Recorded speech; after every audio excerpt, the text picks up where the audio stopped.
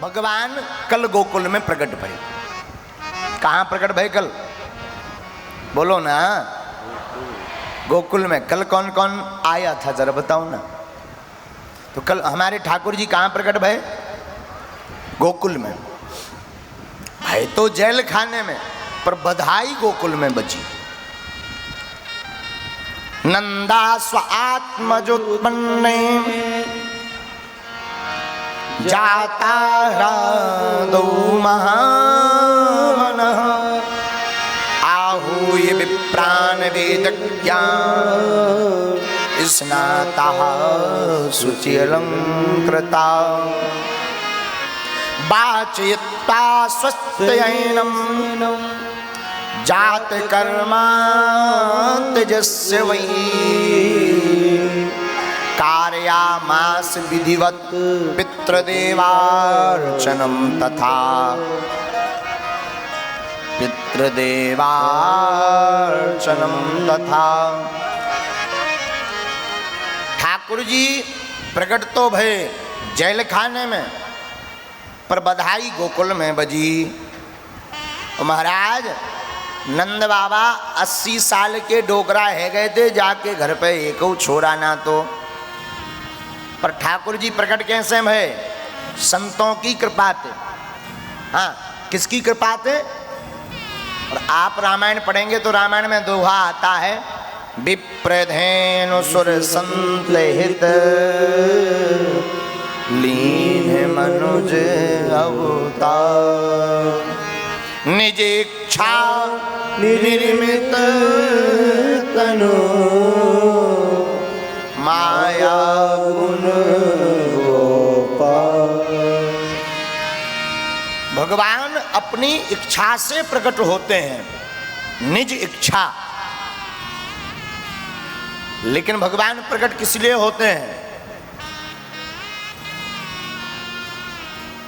विप्र धैनु सुर संत हित। विप्र यानी ब्राह्मण, धैनु यानी गाय, सुर यानी देवता, संत यानी हमारे सनातन धर्म के ऐसे महापुरुष जो भगवान के धराधाम जाने के बाद, व्यापकता में जाने के बाद धर्म जिसकी शरण में जाता है, ऐसे संतों की रक्षा के लिए ही भगवान समय समय पर प्रकट होते हैं। और ब्राह्मण कौन? वह ब्राह्मण ब्रह्म जानेति ब्राह्मणः, जो ब्रह्म को जानता है, जो ब्रह्म की उपासना करता, वेद पढ़ता, प्रतिदिन स्वस्ति तिलक लगाता, गायत्री उपासक, जो त्रिकाल संध्या नहीं तो एक काल संध्या करता हो, ऐसे ब्राह्मण की रक्षा करने के लिए भगवान अवतार लेते हैं। बुरा न मानना, हम जातीयवादी नहीं हैं। अगर हम जातीयवादी होते तो भगवान कृष्ण की कथा नहीं कहते, ये तो यदुवंशी हैं। भगवान राम की कथा नहीं कहते, वो तो क्षत्रिय हैं। कथा हम रावण की कहते। लेकिन हम जातीयवादी नहीं हैं, पर सत्य का बोध करवाने के लिए व्यासपीठ पर बैठे हैं। और ये हमारी बात को जाति बात पे मत ले जाना। कई लोग वीडियो काट करके अधूरा डाल देते हैं कि गुरुजी तो जाति बात फैला रहे हैं। हम अगर जातीयवादी होते तो हर वर्ष 100 बेटियों में 60 ऐसी बेटियों का विवाह नहीं करते जिन्हें छूता नहीं है समाज। हम उन बेटियों को अपनी बेटी मानकर विदा करते हैं धाम से। याद रखना, हम जाति बात पर विश्वास नहीं करते। हमारा सौभाग्य है कि हम सनातनी हैं, हमारा सौभाग्य है कि हम हिंदू हैं, हमारा सौभाग्य है कि हम संतों के सेवक हैं। इसके बाद हम ब्राह्मण हैं। लेकिन सबसे पहले हम मानवता पर विश्वास करते हैं। किस पर? अरे हम तो हिंदू हैं। हमारे गुरुजी का गीत, हमारे गुरुजी इस धरती के साक्षात भगवान है। धर्म चक्रवर्ती पद्म विभूषण रामानंदाचार्य स्वामी रामभद्राचार्य जी महाराज सनातन हिंदुओं के गौरव हैं वो, और भारत के गौरव हैं जगतगुरु रामभद्राचार्य जी महाराज। हम भाग्यशाली है कि हम उनके चेला हैं।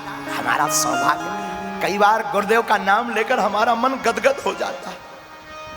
अभी जब हम चित्रकूट गए थे, गले से लगा लिया, अपने हाथ से भोजन कराते हैं कई बार हमारे गुरुदेव। इतनी बड़ी विभूति, इतने बड़े महापुरुष, और जैसे ही नाम सुना धीरेन्द्र आया है, अरे आओ आओ आओ आओ, डांटते भी हैं और प्यार इतना करते हैं कि कई बार मन होने लगता कि हम कितने सौभाग्यशाली हैं जो ऐसे गुरुदेव मिले हमें। अद्भुत अद्भुत गुरुदेव हैं और हिंदुओं के गौरव हैं। राम मंदिर का मुद्दा जब छिड़ गया था तो अदालत में, आप सबने उनको टीवी में देखा होगा, उनके दोनों नेत्र नहीं है हमारे गुरुजी के, लेकिन अदालत में जज के सामने खड़े होकर के ललकार करके कहा था, सरयू ई से इतने कदम दूरी पर राम जी की जन्मभूमि है। और उन्होंने कहा था, वेद के इस श्लोक नंबर को उठाकर देख लो। और जब जज ने वेद की पुस्तक मंगाई और उस नंबर का जब जैसे ही मंत्र पढ़ा, जज भी नतमस्तक हो गया। केवल जज नतमस्तक नहीं हुआ, मुसलमान पक्ष का जो वकील था, और जब हमारे गुरुदेव ने राम जी के पक्ष में धारा प्रवाह बात बोली तो मुसलमान के वकील ने भी अदालत में एक बार हाथ जोड़कर कहा, धन्य है भारत के संत, धन्य है सनातन के संत। हम उन गुरुदेव के चेला हैं, वो धर्म गुरु, जगत गुरु धर्म चक्रवर्ती, वर्तमान में दूसरा धर्म का तुलसीदास के अवतार हैं गुरुदेव। हमारे गुरुदेव हैं इसलिए नहीं कह रहे, कभी तुम पढ़ना उनका इतिहास। जन्म जात अंधे होने पर भी 86 से ज्यादा ग्रंथों की रचना की है। और उन्होंने हाई कोर्ट में लिख कर दिया है कि मुझे सभी भाषाओं का ज्ञान है, तुम किसी भी भाषा में बात कर सकते हो। और आज भी सरकार द्वारा 1.5 लाख रुपया महीना उनको मिलता है, क्योंकि वो आजीवन कुलाधिपति हैं। और वर्तमान माननीय प्रधानमंत्री नरेंद्र भाई मोदी के 9 रत्नों में से एक जगत गुरु भगवान है। ऐसे गुरुदेव नहीं है, हम ऐसे गुरु के चेला नहीं हैं। हमारा सौभाग्य है कि हमारे भारत में ऐसे संत हैं। बुरा मत मानना, कभी कभी केवला के धोखे अंगार मत खा जाना, वरना जीभ जल जाएगी नक्कटा। हाँ,